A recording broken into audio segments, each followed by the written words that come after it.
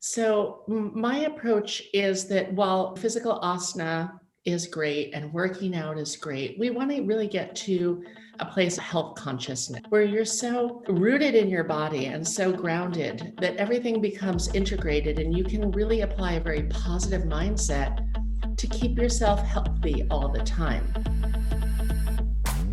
Are you done with being that pregnant or postpartum mom in the gym who is always stuck on the sidelines feeling horrible, saying, "How come no one ever told me this?" Are you ready to finally say no to a mom life filled with excess weight, injury, overwhelm, and fatigue? Then help is here. Welcome to the Strong Moms Fitness Podcast, where we dive deep into the information you need to be the strongest woman in and out of the gym, even if you are a mom. If you are done going through your pregnancy or postpartum fitness journey clueless and unprepared, if you are ready to commit and say yes to being that badass fit mom who is shredded and stronger than before the baby, well, listen up. Because this is where we talk about all of the things your doctor or trainer never told you about, so that you can achieve the body you want and take your athletic strength and performance to the next level. Get ready, because here's your host, Daisy Bravo. Well, hello. I am Daisy, and welcome to another episode of the Strong Moms Fitness Podcast. And today I am trying to get my Zen on because I have Beth Shaw on our show today. And today we are going to break through some deeper emotions that are really common among moms. We're going to talk about stress, anxiety. We're going to talk a little bit deeper about trauma and biohacking. So stick around. We have got an amazing episode in store for you today. I wanted to introduce you all to my guest, Beth Shaw, before I bring her on. Now, Beth is definitely a superhero. She is a pioneer in the wellness, yoga, and fitness space here in North America. And in 1994, she founded the global mind body education school, YogaFit, which has since certified over 200,000 instructors worldwide. And Beth believes in empowering cultures and sharing the gift of yoga beyond borders. Now, through the continuous development of her YogaFit business and programs, she is creating yoga teacher training and courses and programs for just about everyone. They are super innovative and very educational. If that wasn't enough, Beth is also a best-selling author, and she has currently published 3 books and has another one in the works. But her latest book, Healing Trauma with Yoga, has been a bestseller and is actually really a great tool to help women through this pandemic because we've got a lot of trauma going on in the world right now. Now, Beth is a go-to yoga mindfulness expert in the media, and she has been featured in numerous fitness, business, and consumer publications, including Self Magazine, Yoga Journal, The Huffington Post, New York Times, Time Magazine, LA Times, Entrepreneur, Washington Post, and USA Today. So I am so honored that she is chatting with us today. She is a huge power player in the health and fitness world, and I really wanted to bring her on today to talk about some of the deeper and emotional side of health and wellness.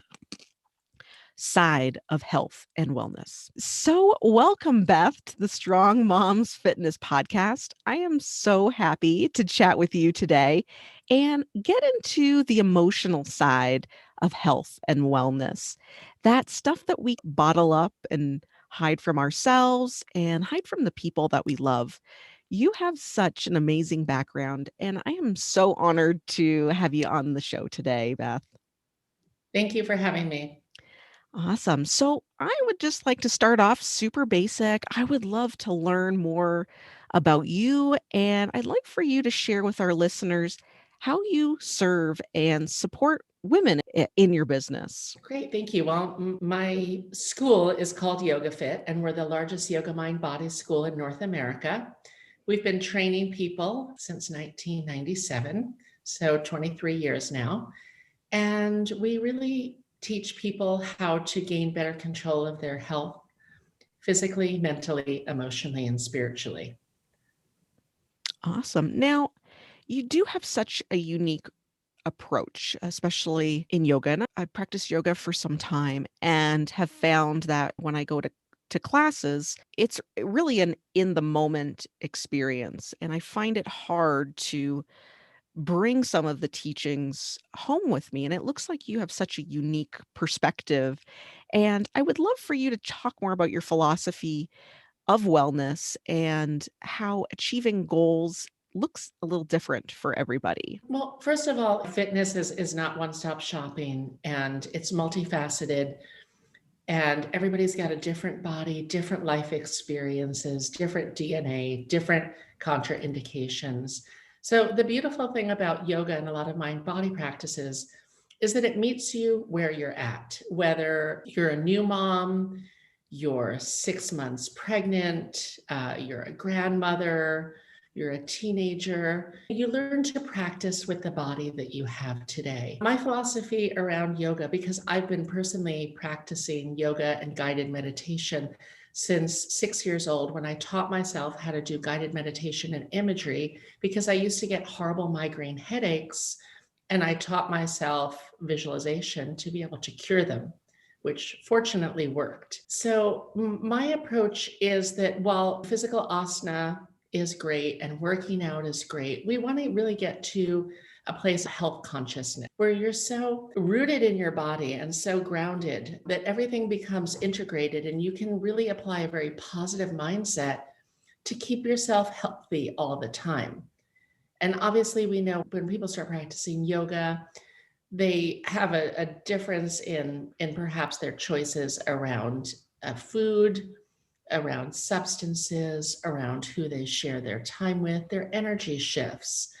So my goal for people really is to get so in touch with their physical body that they can look at something, they can look at food and know that if it's going to upset their stomach, they can sense people's energy to know if you want to hang out with them. And you just become much more aware of self and the integration between self and everything outside of ourselves, which oftentimes is a reflection of everything inside ourselves. Wow, that sounds amazing. We have the power within us to heal and assist us, whatever's troubling us from the outside in. So I really like that approach. It sounds like you're just not the average yogi out there. I want to hear more about how you've evolved your yoga teachings over the years and how you actually got started and how different you are from other yoga teachers out there. Well, I'm an unlikely yogi because I grew up in New York City and I wasn't playing a lot of sports and stuff. I have been working out in fitness clubs since the age of 15. I fortunately fell in love with fitness at an early age. And when I was in college, I was actually stretching, and literally the sky opened up and I saw white light, and I got a visualization that I would be very successful in the health and fitness industry. And in college, I got into a pretty bad car accident and ended up going to some chiropractors who were former basketball players, and they turned me on to food combining, and I started studying nutrition, and I started studying amino acids and how they can help with mood. So I've been doing a lot of research from a pretty early age. When I was in high school, I was a voracious reader of psychology, and so my path has been integrating psychology, self work, self growth, obviously yoga, fitness, nutrition, and just putting that big wheel together of all of the things that we can do to make ourselves better on every level, physically, mentally, emotionally, energetically, spiritually, and that every day provides us an opportunity to practice getting better. Awesome. I love that. That's so beautiful. Now, A lot of the moms that I work with find themselves trapped in a world of go, go, go. They have a lot of stress, they have a lot of anxiety, and they often find themselves needing help in the way of like medication. And sometimes that's pharmaceuticals, sometimes that's wine, which can be fun way to cope with Yeah. things. But how do you approach things like anxiety and stress? And how do you help your clients who suffer with stress and anxiety in a drug-free way? Well, it's interesting because my most recent book, Healing Trauma with Yoga, really goes into a lot of whether it's meditation, sound healing, different supplements that you can take, different biohacks. I would say for moms, all of a sudden now there's this thing called a child, and it is demanding pretty much all of your attention, your focus. That becomes your world. But this is a great opportunity to start a small meditation practice, maybe 10 minutes here and there. For anyone who has anxiety, I'm a huge proponent of meditation. I was meditating on and off since my early 20s. And then I discovered TM, and that for me was the meditation that really hooked me. And I liked it because it had a format. You have a mantra. You're supposed to do it 20 minutes in the morning, 20 minutes in the afternoon or evening. And even if moms can't put that amount of time in, if you're holding your babies, taking a nap, try 5 minutes of even a guided meditation. I think is very helpful, because with guided meditation, you don't have to do anything. It's really without effort. I think the goal should be to increase our reservoir, our well of that feeling of peace and calm and being grounded. And just like building a muscle in the gym, that's going to increase over the course of time. So it's a great default that you can jump into very quickly when you need it. For myself, like I said, I grew up in New York City. I'm very type A, but through the years of practice, I have this peace and calm within me that I can easily get back into when I need to. So even if you're having an external reaction, it's not going to touch you on a certain level, because you've got a core center of peace and calm. Awesome. I love that. What is the best way, in your opinion, to start incorporating meditation in your life? Deep breathing is a great way to start. You hear it all the time: take 10 deep breaths. Maybe you're going to take 100 deep breaths. Don't hyperventilate, by the way. But just to begin with a breathing practice, to begin with maybe a somatic practice of just being very aware of your physical body, being present in the moment, knowing what's going on if you have your baby in your arms, what's happening with your child in the moment, and just focusing on the present moment. A lot of anxiety actually comes because we're having thoughts or fears about the future. So we're not staying present in the moment. And a lot of depression comes from thoughts from the past. So if we can keep reminding ourselves to just be here now, in fact, that's a good mantra that people can meditate on, is just be here now. Mhm. And just find a phrase or a word or two that resonates with you, and just repeating that over and over and over again gives your mind a mental focal point, and you start to train the mind. Because if we don't train our minds, they really will take us on a journey that perhaps we really don't want to be on. Sure, So sure. if we look at the mind like any other muscle and recognize that we are not our thoughts, because we have 60,000 thoughts a day, and not to be hijacked by our thoughts, then we're better equipped to just stay in the present moment and just connect again to ourselves, to source energy, to cosmic consciousness, whatever you want to call it. Do you find that our stresses and our anxieties Mhm. are a little overblown? Do women tend to make our situation with stress and anxiety bigger than it actually needs to be when it comes to the pressures and motherhood? Definitely. Let's just get down to the physical being of a woman. We're operating on these 28-day cycles. So I know that for me, like PMS is still a bitch after all these years. The more we can become aware of our thoughts, our emotions, maybe even keeping a mood journal, tie it to your monthly cycle, you'll see dramatic shifts psychologically, emotionally, and just to remind ourselves that one, that's our reality. Two, that our mind can either work with us, but mostly the mind really works against us. The mind is not our best friend. Anything from all the fears that come along with motherhood to perhaps some obsessive thought that is not serving us, to learn how to handle those thoughts and those fears, and just to remind ourselves that in this moment typically everything is okay, but also being very aware of just the physical aspect of being a woman is going to put us emotionally at a disadvantage. Not to mention all the conditioning from society, the expectations that we perceive that others have on us or that we put on ourselves, or even worse. I know that is such a struggle for women and moms and just about everyone out there. And there are so many expectations on our shoulders. And then there's postpartum depression, which is a real thing. Nothing wrong with taking medication if you have to. I think healthy coping skills are much better than drinking a bottle of wine every day. So to ask ourselves what our current coping mechanisms are, what some healthy coping mechanisms can be, and how do we start incorporating more of these healthy coping mechanisms in. I'm a member of several business organizations, and just last night we had a meeting, and there's a gentleman who's probably about 40 pounds overweight, and he is drinking a lot because he associates alcohol with relaxation.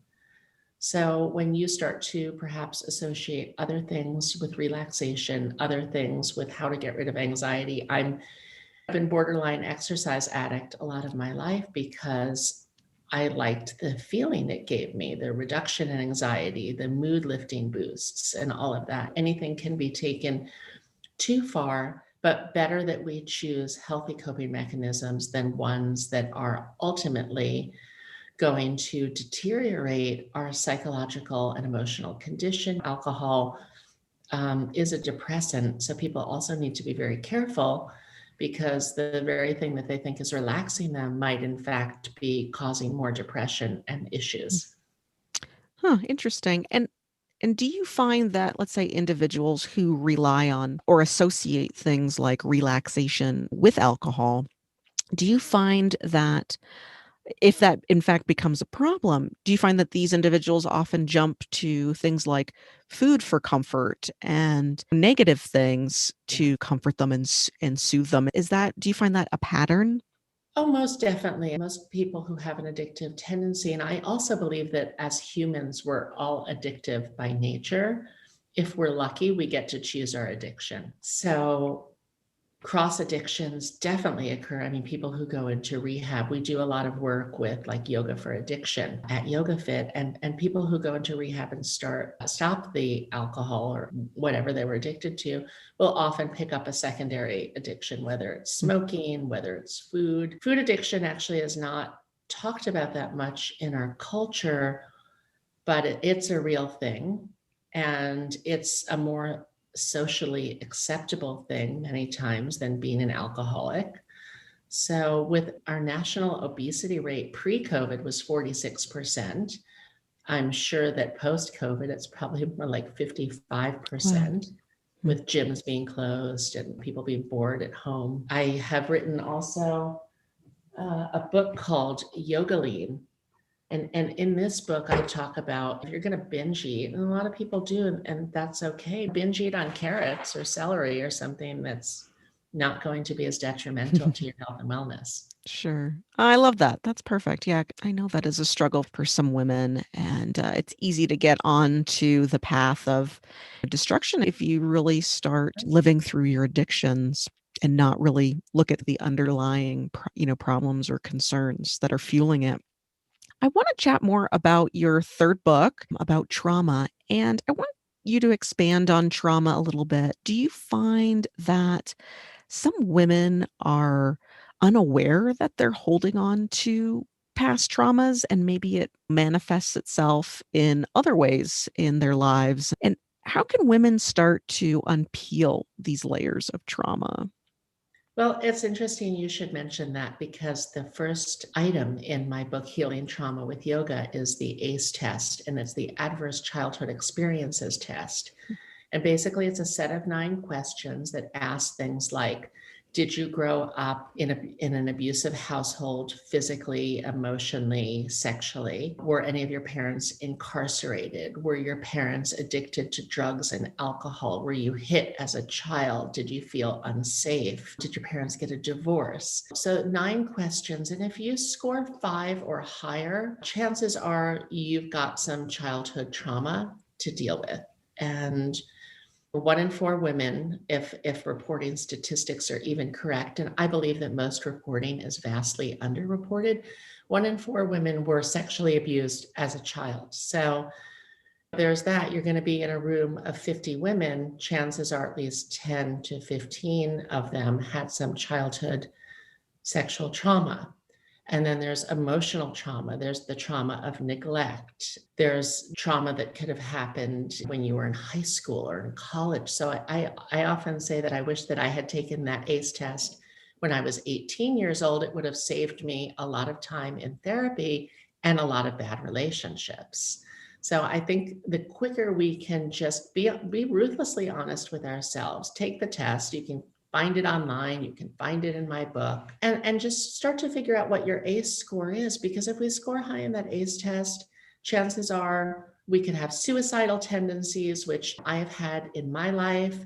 You can have drug addiction, you can have incarceration, you can have relationships that really don't go well, you can have obesity.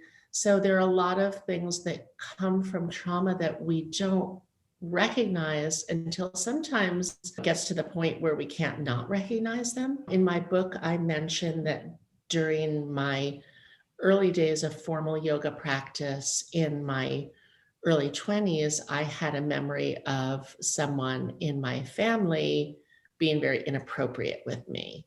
And that came literally during Shavasana at the end of the yoga class. And oftentimes when people start practicing yoga, and I've seen this with people who've had heart attacks and had surgery, and then they do a chest expansion and they get that flood of fear and emotion coming back to them, the body stores everything. The issues are literally in our tissues. So by practicing yoga, by opening up the body, I like to also think of yoga as the gateway drug. And by that, it's the gateway to further path of inquiry on many levels, because it opens you up to possibly to recognize things, and then also the possibility to heal. Hmm. Wow, that's amazing. I know a lot of the women that I work with, they don't even remember a lot of these past traumatic events. Do you find a lot of your clients that don't even know or don't even remember, they stifle things? Do you find that that's fairly common? The mind is not going to give you anything that you really can't handle. There have been stories of women in their 50s who have a memory of being raped in college or something. So, yeah, a lot of times we push these things down. We get into an addictive cycle of something. Doesn't have to be drugs, doesn't have to be, it can be anything. Could be a work addiction, could be a love addiction, could be food addiction. We run a lot. We keep busy. We keep doing things so that we don't need to sit and feel, because it's painful to sit and to feel and to go through a healing crisis. But in order for us to heal, we first need to feel. I would encourage people not to be afraid to feel, because if you're going through a deep period of grieving, of sadness, it will pass quicker than trying to run away and keep that darkness at bay that keeps creeping up, and then we do something else to push it back down. Hmm. And to find things that really make you feel good, that are healthy things. Do you have a process or a method that you take individuals through when starting to bring out and heal and deal with traumas? Yeah, first it's just like even lying down and doing body scans and notice what comes up for you. There are many different great breathing techniques like heliotropic breathing or even some deep Kundalini yoga breathing that will get you into an altered state that it's easier in that state to deal with what you have to deal with. That's why many people take plant medicine or things that enable you to have the recall of the experience or perhaps even the feelings of the experience without getting too attached to those feelings. I think it's better to have a storm that comes and goes than to be constantly like on storm watch, feeling those little drops of rain come at you and you're just dodging the raindrops, because there's only so long that we can do that. Love that. Awesome. Now, I wanted to shift our chat a little bit. I have no background in this and totally a newbie. And it seems to be like a buzzword for me, but I'd like for you to elaborate more, maybe educate our listeners on biohacking and what exactly it is and how we can use that to heal. Sure. Biohacking is just a very directed effort at changing your physiology or your psychology. And the goal is to get yourself into an optimal state of being. Now, biohacking, I do in a number of different ways. It can be anything from doing a headstand for 10 minutes a day, which really is so good for mood and depression. I have a red light that I use sometimes while I'm doing a headstand. Biohacking can include immersing yourself in cold water for short periods of time, because that's a direct way to change your physiology. Running cold water on on the inside of your wrists, doing some HIIT training, taking a variety of different supplements. So biohacking, there are a lot of expensive equipment based biohacking ways to handle things. But biohacking, again, can be as simple as getting into a tub of ice cold water for 5-10 minutes, or standing on your head. I like to think of yoga and meditation as the ultimate natural organic biohack. That's awesome. I understand you have a workshop coming up. And do you utilize biohacking techniques in your workshops and when you get together with other clients? Definitely do at YogaFit. We have a lot of therapeutic yoga programs. We have one for healing physical and emotional trauma. Our YogaFit Warriors program was originally designed for first responders, frontline workers, war veterans, police officers, and the like. And we have several different yoga techniques that will take trauma out of the body without you even having to talk about what that trauma was. In fact, I'll tell you a story. A friend of mine that I've known from the time I was 10, we went to summer camp together, and her brother was my first boyfriend. He died at age 43 from a widowmaker heart attack. And then his wife passed away from brain and breast cancer a year later. So my friend and her mom had to raise his two kids. She was also a war correspondent in Iraq. So she had a lot of adult trauma. She had the trauma of losing her brother. She had some childhood trauma from an abusive father. And we all went together a few years ago to one of our YogaFit Warriors trainings.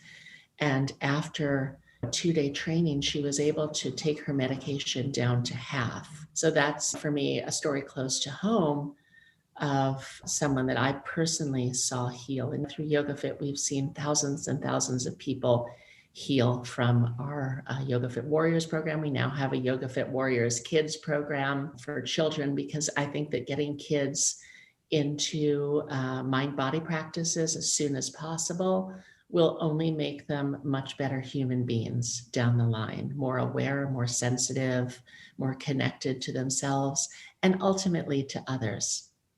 Wonderful.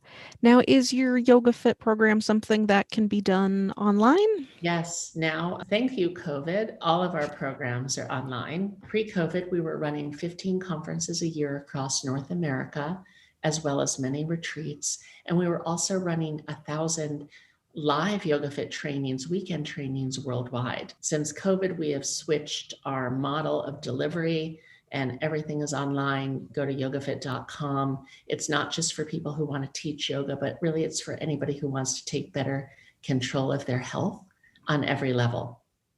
Beautiful. I understand you have a retreat coming up April 9th. In Fort Lauderdale, Florida, I have not taught live people in a year now.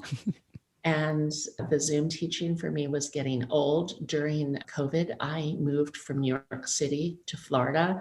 And I thought, let me just put a retreat on and let's get the ball rolling. We also actually have a retreat in Kentucky, a healing warriors retreat happening. But I just thought, let me get the ball rolling. Let's get people together again. Let the healing begin, because this past year, for many people, if you weren't traumatized before, chances are you're traumatized now. That alone is going to cause a lot of trauma and stress and anxiety, as I'm sure better than anybody. We're looking forward to getting people together, to practicing yoga, to going in the ocean, to do some cold plunge and start to live again.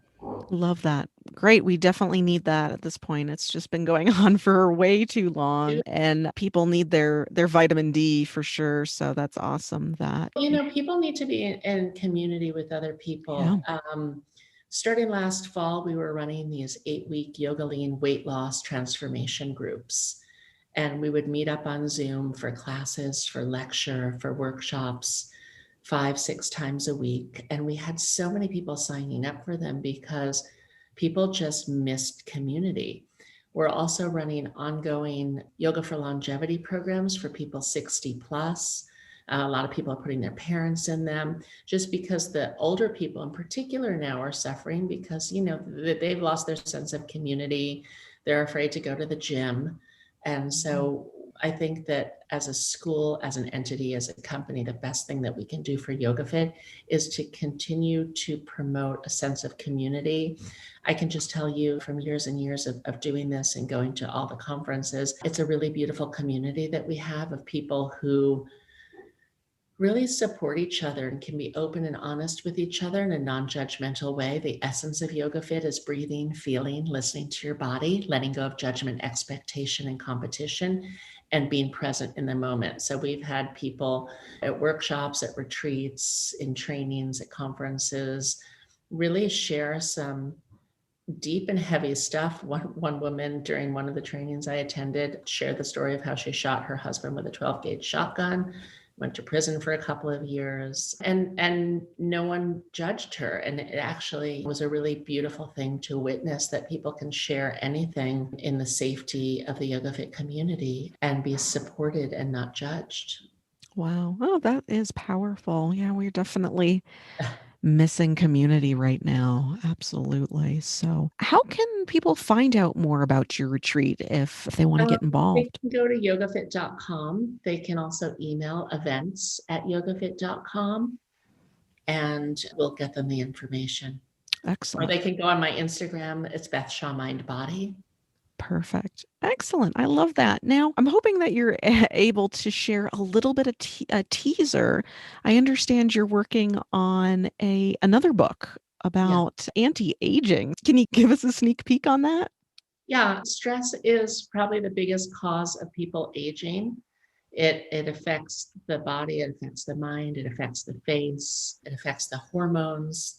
So when we're in that state of fight or flight all the time, and our cortisol levels are elevated, our insulin levels are off the chain, that's going to age us. It's going to create more oxidative stress on the body. So again, if we start to learn yoga and meditation, and I'm happy to do a little meditation practice towards the end of our time together today, that's going to age us. There are many supplements that people can take that are anti-aging. Again, standing on your head for 10 minutes a day is going to be really great for the way you look and the way you feel. Doing chest openers, because we're all sitting over our desk, hunched over our computers all the time now.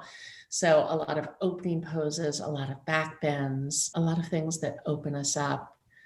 And again, sound healing, putting on some gonging music and really letting that music and the sound resonate through your body. There are many, many different things that we can do that don't even really cost any money to keep us feeling youthful and healthy. And obviously yoga is one of the best ones, because as we get older, we have a tendency to get more brittle, the posture gets bad, the core center gets weak, we start to lose our muscle tone. So I would encourage your listeners to hit the gym and start lifting weights as much as possible. That will also shift your hormones. If you go to the gym and you do so a heavy leg workout for 20 minutes, it'll shift your testosterone levels and balance your hormones for up to 48 hours.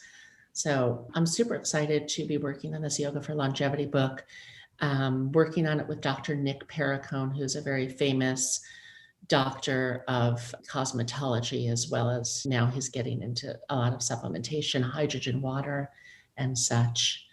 So we're going to have some great contributors to the book as well. Oh, I'm excited about your book. Wow, I guess the best way to figure out, do you know when that is going to be released, or should we? Sometime next year. Okay, so we should be following you on Instagram then. Yes, definitely follow me on Instagram. Yogaline also, we have recipes in this book. I've got 35 different recipes, and 7 of them are for longevity. There's recipes for foods that are going to calm you down, not complex carbs. It is a gluten-free book because carbohydrates can be very addictive, especially the simple sugary white flour carbs. So there's a lot also on vitality in my Yogaline book. Excellent. Beautiful. Now, we talked about Instagram. How do we follow you on Instagram? My Instagram is Beth Shaw Mind Body. Beth Shaw Mind Body. Yeah. Wonderful. I'm going to get all the ladies linked to that in the show notes. So including all the links that you discussed today, links to your book. So we have definitely a great Baby and Me course too. One of our trainers has 4 children, and she put together this great Baby and Me program. And it's a 2-day program, and you actually participate in the program with your baby. Doing yoga poses and different activities. So that's exciting. We have a full prenatal postpartum program written by a gynecologist. So we're one-stop shopping when it comes to anything that you're struggling with or challenged with. We've got a yoga program for it, whether it's yoga for heart health, yoga for diabetes, yoga for caregivers, yoga for cancer care, yoga as therapy. Wonderful. Yeah. So I'll have to make sure and get those links from you of your prenatal, postnatal work, and link that to the show if some of the ladies are interested in working out, doing yoga with your baby. Well, I want to thank you for coming on the show. I really appreciate you taking the time out of your busy day. I know you are a high demand woman. Now, you mentioned maybe talking us through meditation. So I want to invite my ladies to either pause if you are in a chaotic space. If you do have a moment, then get comfortable, maybe lay down, get into a comfortable seat. And I am going to have Beth lead us in a meditation as we conclude today's episode. So get comfortable or pause and come back. I would invite all of your listeners now to just uncross their legs, sit up nice and tall in their chair, bring their hands to their midsection, close their eyes, and just take a few deep breaths. And we're going to start to bring the breath into the belly. And we're going to make our exhalations longer than our inhalations, because that brings us into a state of rest and digest and out of fight or flight. So we're going to get into the parasympathetic nervous system a little bit more just by breathing. So we can inhale on a count of 8, hold the breath for 8, exhale for a count of 10, hold for 10, And then repeat this. So it's a simple counted breath. Inhale to a count of 8, hold. Exhale for a count of 10, hold for 10, and just start to notice the space between the inhales and the exhales, noticing the space in between. If you're a visual person, you can start to visualize that breath as a color. Perhaps it's a golden light, perhaps it's your favorite color. Sometimes, literally, if I feel like my lungs are congested, I'll visualize green light within my heart center. And I have literally cured myself of everything from a sprained ankle to a urinary tract infection using meditation and guided imagery. So we're just going to breathe in a beautiful color. We're going to hold the breath and just pause in that beautiful state of suspension in between the inhale and the exhale. We're going to make our exhales longer than our inhales. And just repeat this and just feel yourself calming down. You can visualize, as I like to do, your cells and your molecules actually just slowing down and getting into a beautiful state of peace and calm and awareness. And just perhaps including a mantra now, repeating to yourself, I am peaceful, I am calm, I am relaxed, I am present in this moment. Everything is okay in this moment. All I have is the present moment. I am present to the moment with the breath. I'm breathing into a state of health and wellness on every level in this moment. I'm inviting in a state of greater health with each deep breath.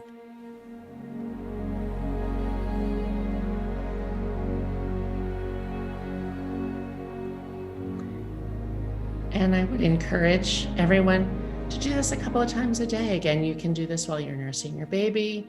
You can do this as your baby drifts off to a nap. And the more we can build up positive emotions in the body, positive experiences, positive thoughts, the more we're going to find ourselves in a greater state of health consciousness. And then the more apt we will be to make decisions that support our health and wellness, and really be aware of how everything affects us and make better choices. That was so beautiful. I needed that right now. Thank you so much. I'm sure all the listeners also needed that right now. And for those of you who are busy on the go, I definitely encourage you to pause just before the meditation. Allow yourself to get comfortable and really experience this gift that Beth has brought with us today. And I definitely feel more relaxed and more at peace. But again, I want to thank you for taking the time out of your busy schedule and chatting with us and bringing the gift of meditation, allowing us to go a little bit deeper today into really experiencing and starting to heal some of our traumas and emotions that we keep bottled and locked up deep inside. So thank you so much, Beth, for Thank you very joining me much. today. Namaste. Namaste. Thank you. And people can also visit me on bethshaw.com if they would like to message me direct. Wonderful, Beth. I am going to have all your links in the show notes so that everyone can keep in touch with you. Again, thanks so much and have a blessed day. Thank you. Bye. Bye-bye. Thanks again for joining me on another episode of the Strong Moms Fitness Podcast. I definitely encourage you to check out the show notes because Beth has shared so many wonderful links for so many different concerns. Her trauma book is amazing, especially now in time of COVID. She has a retreat going on in April that I'm sure you want to check out. All her YogaFit programs are currently online, so there is something for everyone. Thanks again for joining me, and I hope to see you again next time on the Strong Moms Fitness Podcast. Have a great day. Thanks for tuning in, and we look forward to seeing you next time on the Strong Moms Fitness Podcast. Now remember, go subscribe so that you are the first to know as soon as new episodes drop. Also, be sure you don't miss out on your chance to win a free program of your choice from Strong Moms Fitness. All you have to do is leave a 5-star review. Screenshot it before you submit and send it to Daisy at strongmomsfitness.com. Your review helps other people find our show. And as a thank you, once a month we choose the review that makes us all warm and tingly inside and award that lucky lady a free program of their choice. So do it now. It could be you. See you next time, you badass mom, you.